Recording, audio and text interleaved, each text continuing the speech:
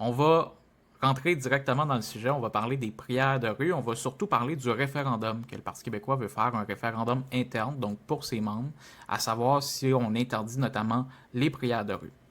Je suis un membre en règle du Parti québécois et j'ai reçu donc un courriel m'informant qu'il allait y avoir un référendum interne sur cet enjeu-là. Bon, on l'a vu dans les dernières semaines, les prières de rue, c'est-à-dire occupent beaucoup l'espace médiatique, qu'on le veuille ou non. Et là, bien évidemment, ça pousse nos chefs de parti, nos partis politiques à s'exprimer sur la question. Puis moi, je me disais, ben, je suis membre et militant du Parti québécois. J'ai bien hâte de voir quelle sera la position du chef, parce qu'on n'a jamais vraiment débattu de cet enjeu-là des prières de rue au Parti québécois. C'est pas dans le programme du Parti québécois. Et donc, je reçois un courriel pour m'informer qu'il va y avoir un référendum interne. Moi, ça fait des années que je m'implique en politique. Je me suis longtemps impliqué au Parti québécois. Aujourd'hui, je m'implique à fond dans Génération Oui. C'est ça mon projet. Mais tout le temps que j'étais en politique, puis aujourd'hui, de plus en plus, je me dis que ça prendrait plus de référendums pour consulter les membres d'un parti politique avant qu'un parti politique prenne une position sur laquelle ils ne se sont jamais prononcés auparavant. Parce que ça sert à quoi sinon d'être membre d'un parti si tu peux pas influencer ce parti-là? Il y a de moins en moins d'investisseurs parfois dans certains partis. Il y a de moins en moins de congrès. Certains partis sont plus démocratiques que d'autres. C'est le cas du Parti québécois, c'est le cas de Québec solidaire.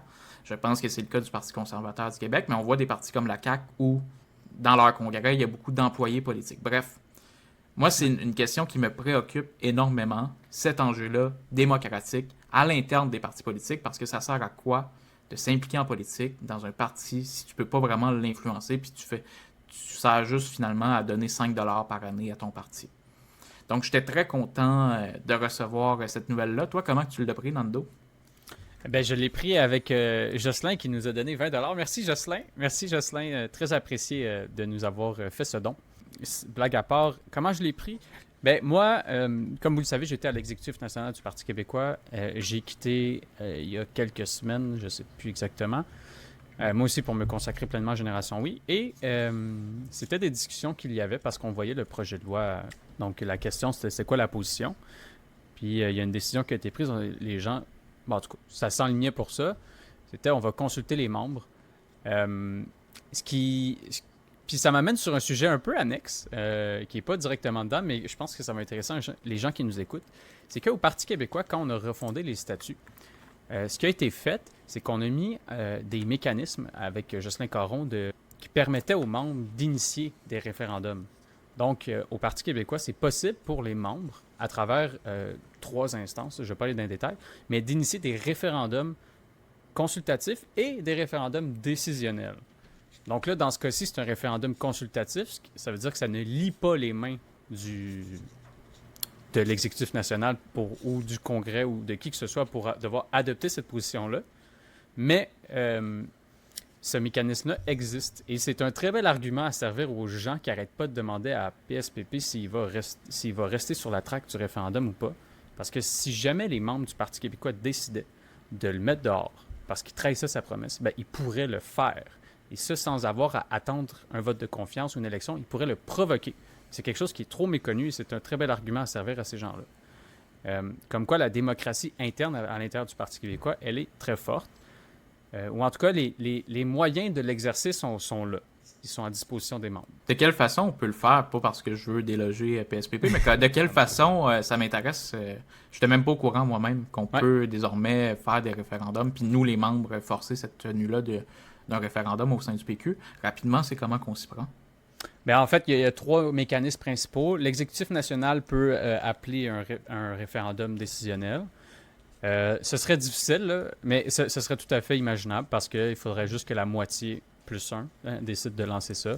Puis il y a quand même une majorité de membres qui ne sont pas des parlementaires, donc en théorie, c'est quand même il y a un pouvoir fort des membres là. Sinon, il y a ce qu'on appelle la conférence de coordination. Là, fait que là, chaque région au Québec a une assemblée générale. Puis si la moitié de ces présidents-là décident de convoquer un référendum, ben ils le font. Ils se rassemblent. En une journée, ça se fait. Là. Ils se rassemblent, ils décident ça, puis le référendum part. Fait que moi, j'ai servi ça à plein de gens qui étaient un peu... dans mon entourage, j'ai plein d'anciens péquistes qui sont comme désabusés, désillusionnés. Puis je leur ai dit, mais vous savez quoi? Ils n'arrêtent pas de lui dire ça, mais la réalité, c'est que la démocratie interne, si jamais ils nous trahissaient, on pourrait... Je pense vraiment pas que c'est le but, là, mais juste pour renforcer combattre leur sentiment de dépossession puis de tristesse. Si jamais ils nous trahissaient, on pourrait le renverser en un claquement de doigts si la majorité des membres étaient d'accord pour le faire. Mais je trouve ça exceptionnel parce qu'on parlait justement avec Joey Aubé dans notre dernier épisode de contre-pouvoir au Québec. C'est un élément qui préoccupe beaucoup la droite. Puis moi également, ça me préoccupe, même si je ne suis pas de droite, je suis sincère, je ne suis pas de droite, je fais pas semblant. Mais les contre-pouvoirs, c'est quelque chose qui m'intéresse énormément. Puis de voir que le Parti québécois l'a mis en place à l'intérieur du parti, je trouve ça exceptionnel. Donc, pour revenir à l'enjeu qui nous préoccupe, je ne sais pas si tu pouvais afficher les questions que j'ai mis dans le document, qui sont en fait les questions qui seront soumises aux membres du Parti québécois via le processus de référendum interne. Ouais. Donc, les questions qui seront soumises aux membres du Parti québécois via le référendum interne, on peut être d'accord ou non sur ce sujet-là. Moi, je pense que force est de constater que c'est un sujet qui occupe l'actualité politique. Moi, ma tête, honnêtement, elle n'est pas faite sur l'enjeu. Donc, les questions qui seront soumises, acceptez-vous que le Parti québécois prenne les positions suivantes en matière de laïcité? Donc, la première question, interdiction des prières de rue, sauf exception et avec autorisation préalable. Interdiction d'emblée de toute prière lorsqu'elle perturbe l'ordre public, bloque la circulation ou occupe illégalement un espace public. Oui, non, commentaire. Moi, je trouve ça intéressant qu'on laisse l'espace de commentaire. La question numéro 2, interdiction pour tous les élèves du primaire des tenues et signes religieux ostensibles dont le port conduit à se faire reconnaître immédiatement par son appartenance religieuse. Oui, non, commentaire. Et finalement, la dernière question et non la moindre, interdiction des prières dans les écoles qui bénéficient du financement de l'État, du primaire jusqu'au collégial, oui, non, commentaire. Donc, comme je le disais, on peut être d'accord ou non avec ces questions-là. On peut être d'accord, en fait, ou non avec le fait que j'ai vu beaucoup de gens, en fait, de gauche, nommons les choses simplement, être déçus que cet enjeu-là prenne autant de place actuellement dans notre actualité politique. Moi aussi, il y a certaines questions que j'aimerais qu'ils prennent plus de place que celle-ci, notamment celle de l'indépendance du Québec. Pour moi, c'est ça l'enjeu fondamental au Québec. Mais, bon, force est de constater que les prières de rue, c'est dans l'actualité politique.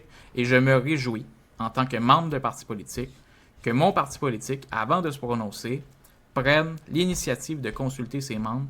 Pour moi, c'est fondamental.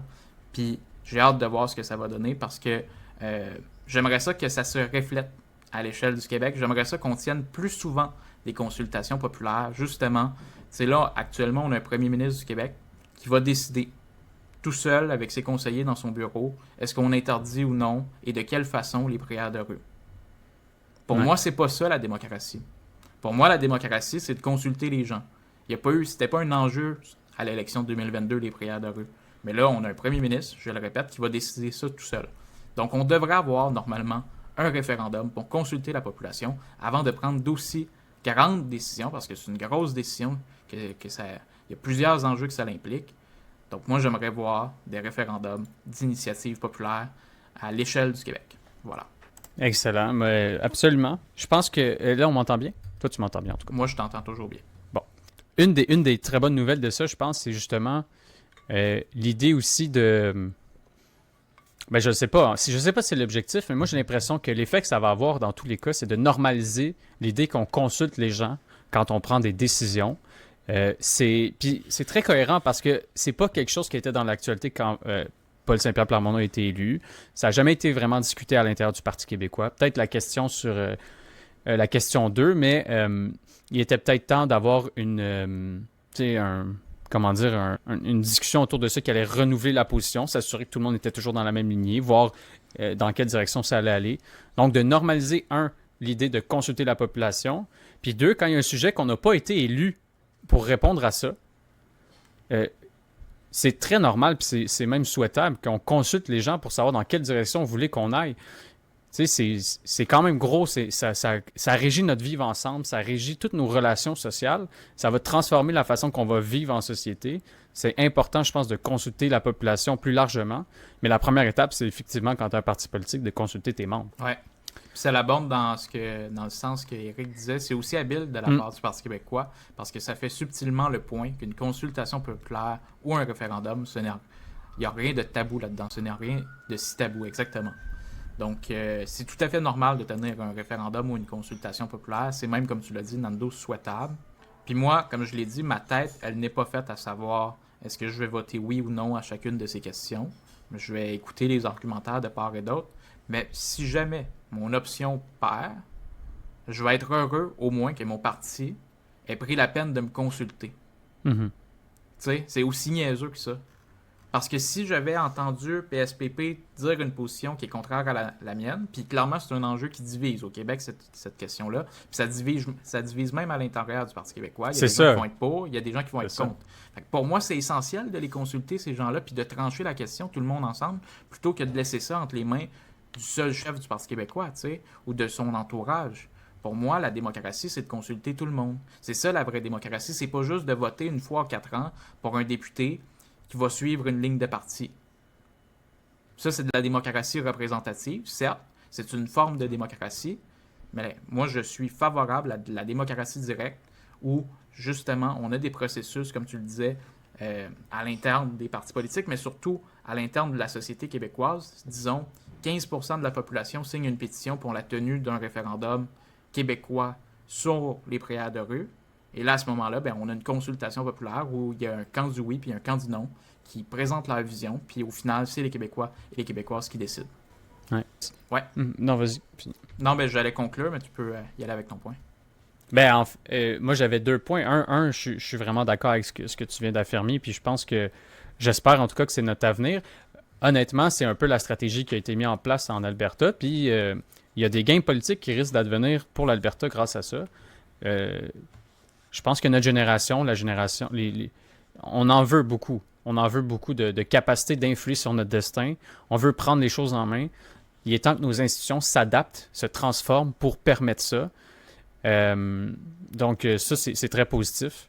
Moi, j'avais envie de tourner un peu l'analyse sur la stratégie politique derrière, parce que tu en as parlé. Ça divise le Parti québécois, ça.